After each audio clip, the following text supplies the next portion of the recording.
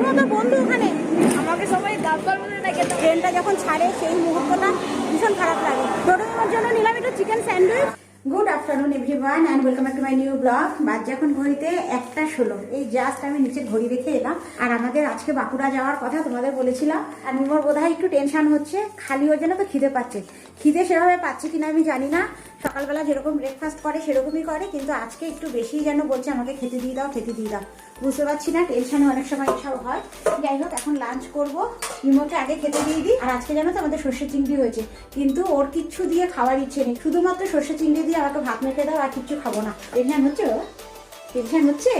হ্যাঁ, জানি না কি হয়েছে। যাই হোক, ওকে আগে খেতে দিয়ে দিই, তারপরে আমরা খাবো, খেয়ে তৈরি হবো, বেরিয়ে যাবো।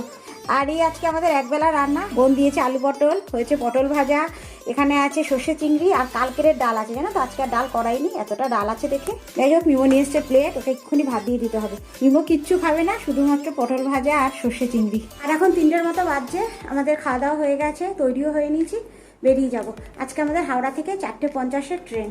এখানে মোটামুটি লাগেজও হয়ে গেছে, আমাদের মোটামুটি লাগেজও বেরিয়ে গেছে। এই সাইড ব্যাগটা নিচ্ছি, একটা ছোট দেখে ট্রলি নিচ্ছি, আর মিমোর কিটের মধ্যে মিমোর জানো তো যেগুলো পড়বে ওখানে গিয়ে ওগুলো দিয়ে দিয়েছি। কেন মিমো আমার সঙ্গে থাকবে না, মিমো থাকবে ওদের সাথে। প্রতিটা বাচ্চা যারা যারা খেলবে তারা সবাই স্যারেদের সাথে থাকবে। বেশি ভারী না, চলো বেরিয়ে যাই। কোনটা? ও জুতো পর, আর ওটা পিঠের ব্যাগটা নিতে পারবি তো? ওর কিটটা যেভাবে ভেবেছিলাম অনেক ভার হবে, হ্যাঁ যতটা ভেবেছি হবে মিমোর কিট ভারী, ততটা হয়নি। চলো, আজকে 10 মিনিট হয় আমাদের উবের চলে এসছে। ব্যাগটা খুলে রেখে দে সাইডে, ব্যাগটা দেখে নাও। চলো, দেখো দূরে আমার বোন দাঁড়িয়ে আছে, মনটা খারাপ হয়ে গেছে। ওখান থেকে দাঁড়িয়ে হাত দেখাচ্ছে, মামাও কষ্ট পাচ্ছে।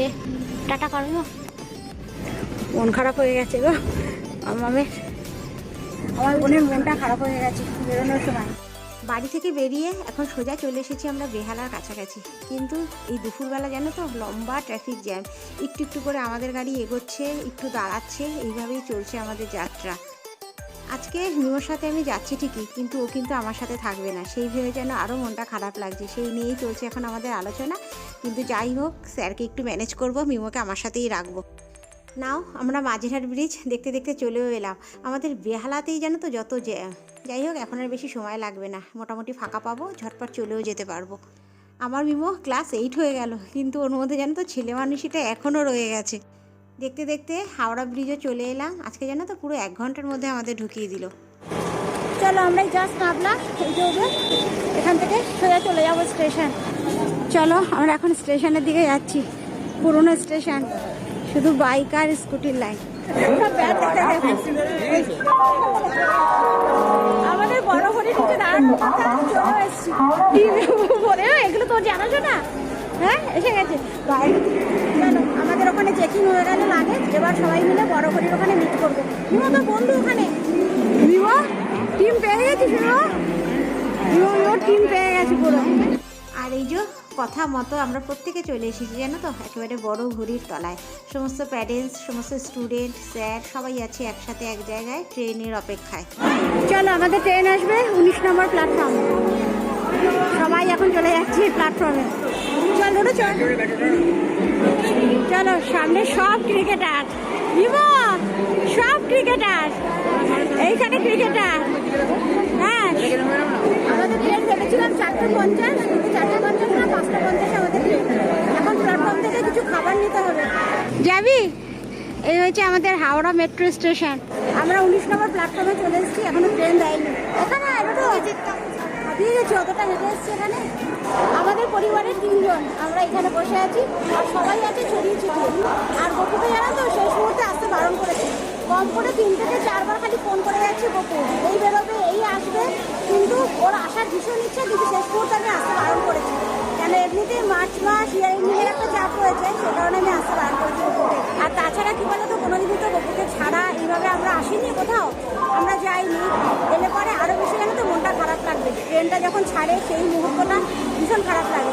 এই দেখো, আমাদের টিমের এখানে আছে কজন, সামনে আছে কতগুলো বাচ্চা, সবাই ছড়িয়ে ছিটিয়ে আছি আর কি আমরা। এই হচ্ছে মিমোর বন্ধু আবির। তুমি আবির, তোমার নাম কি? আমাকে সবাই গাবগাল বলে ডাকে, তোমার নাম অরিজিৎ। তোমার নাম অরিজিৎ? আর তুমি আবির। লাগেজের কাছে রিমোকে বসিয়ে এখন ডোডো আর আমি যাচ্ছি একটু কিছু স্ন্যাক্স নিয়ে আসি, জানো তো, কেন সব জায়গায় তো ট্রেন দাঁড়াবে না, আর খাবার যদি না ওঠে ট্রেনে, লোকও বারবার ফোন করে বলে দিচ্ছে কিছু খাবার তুলে নাও। এই কারণে একদম স্টেশনের বাইরে যাচ্ছি খাবার আনতে। এখান থেকে কিছু স্ন্যাক্স নিয়ে নিই। কি নিবি দেখ? ডোডোর জন্য নিলাম একটু চিকেন স্যান্ডউইচ, আর আমার জন্য নিলাম একটু স্লাইস কেক। চলো, আমাদের ট্রেনও দিয়ে দিয়েছে। বাবা দৌড়তে দৌড়তে এসছি, আমাদের আসার আগেই দেখছি বিমু উঠে গেছে। এই ট্রেনে লাইট জ্বলছে না কেন? এরকম আমাদের ট্রেন ছেড়েও দিল। আর এই যে আমাদের দুজন সহযাত্রী, এদেরও ছেলে যাচ্ছে আমাদের সাথে। আর এই যে আমাদের ট্রেন এসে থামলো খড়গপুর। এখান থেকে জানো তো খুব সুন্দর সুন্দর বড় বড় চপ উঠেছে। ডোডো কিনলো আলুর চপ পেঁয়াজি, এখন খাচ্ছে। চলো, এই জাস্ট আমরা ট্রেন থেকে নামলাম, 12টা বাজে যাচ্ছে। আমাদের ট্রেন যদি রাইট টাইম থাকতো না, তাহলে জানো তো আমরা পুরো 10টার মধ্যে ঢুকে যেতাম, সেরকমই কথা ছিল। কিন্তু ট্রেন ছিল 2 ঘন্টা লেট, সেই কারণে এখন নামলাম। হ্যাঁ, দাদা ভাইয়ের জন্য দাদা, সব ক্রিকেট প্লেয়াররা যাচ্ছে সামনে। চলো, জাস্ট 12টা বাজছে, ট্রেন থেকে নামলাম। আজকের ট্রেন জার্নিটা জানো তো আমার মনে থাকবে, একেবারে হই হই করে আসা, প্রচুর স্টুডেন্ট একসাথে, গার্জিয়ান। ট্রেনটা বোধহয় পুরো ফাঁকা হয়ে গেল, আমরা নামলাম ট্রেন ফাঁকা হয়ে গেল। বিমু, বিমু কেমন লাগছে? চলো চলো, এই জাস্ট আমরা ওভারব্রিজ থেকে অটোতে উঠবো। আমরা যে স্টেশনটা নেমেছি না, এটা জানো তো বাঁকুড়ার ঠিক আগে, অন্ডার গ্রাম। সত্যি এটা গ্রাম, হয়তো আমার চোখে এটা লেগেছে, কেন চারদিকে যেন একটা ঘুটঘুটে অন্ধকার, একটা নিস্তব্ধতা। হয়তো অনেকটা রাত হয়ে গেছে, সেই কারণে গাড়িও সেভাবে এখানে পাওয়া যাচ্ছিল না, জানো তো। তারপরে যে ক্লাবের সাথে এরা খেলবে, সেই ক্লাব থেকেই পাঠিয়ে দেওয়া হয়েছে এখানে টোটো। ঝটপট এখন টোটোতে করে ক্লাবে যাব। আর টোটো থেকে নেমে এখন কোথায় আছি জানো? সবাই মিলে চলে এসেছি সোজা ডাইনিং রুমে। অনেকটা রাত হয়ে গেছে, প্রায় 12:30 তো বাজে যাচ্ছে। এই কারণে আগে চলে ডিনার করতে, ডিনার করে তারপরে রুমে যাবো। আর এখানে সবার প্রথমে পড়ে গেছে স্যালাড। একটু আলোটা কম, হ্যাঁ ডাইনিং রুমে আলোটা কম, জানো তো, ওখানে একটা আলো জ্বলছে। আজকে ডিনারটা ছিল জানো তো আমাদের একদম সিম্পল, কেন অনেকটা রাতও হয়ে গেছে, আর বাচ্চাগুলো সকালবেলা উঠেই তো আবার সেই খেলবে, সেই কারণেই ছিল আলু ভর্তা, আর ছিল পাতলা করে মুসুর ডাল আর চিকেন কারি। চলো ডিনার করে সোজা চলে এসেছি লজে, রুম দেয় এবার দেখা যাক।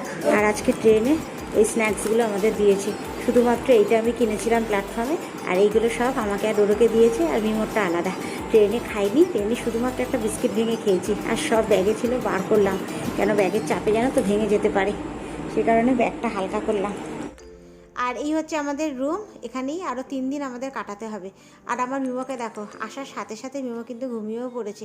আসলে রাতটাও তো কম হলো না, প্রায় 1:30টার মতো বাসে যাচ্ছে, তাছাড়া জার্নিও হয়েছে অনেকটা, সেই কারণে আমিও আর ডাকলাম না, জানো তো। কালকে অনেকটা সকাল সকাল, মানে 7:30টার মধ্যে মিমোকে নিয়ে যেতে হবে স্টেডিয়াম। কালকে ওখানেই মিমোকে ড্রপ করে আমি চলে আসবো রুমে। আর আমার এই হোটেলের জানলাটা দিয়ে জানো তো এত সুন্দর ঠান্ডা হাওয়া ঢুকছে না, সামনেটা একদম ফাঁকা, আর সামনেই তোমার হাইওয়ে, সেই কারণে আমিও জানলা খুলে রেখেছি, পর্দাটা সরিয়ে দিয়েছি, কারণ ভেতরে একটা সাফোকেশন হয়, সেই কারণে। আর আমার ডোডো কিন্তু জাগা, ডোডো কিন্তু এখনও ঘুমায়নি। তো চলো, এর সাথে এই ভিডিওটা আজকে আমি এখানেই শেষ করে দিচ্ছি। দেখা হচ্ছে তোমাদের সাথে আবার বাঁকুড়া পার্ট 2-তে। ততক্ষণের জন্য সবাই সুস্থ থেকো, ভালো থেকো।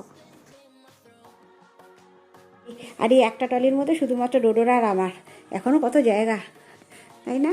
বাকি যতটা জায়গা ছিল ওটা গোকুল লেগে যেত, কিন্তু গোকুল তো যাচ্ছে না।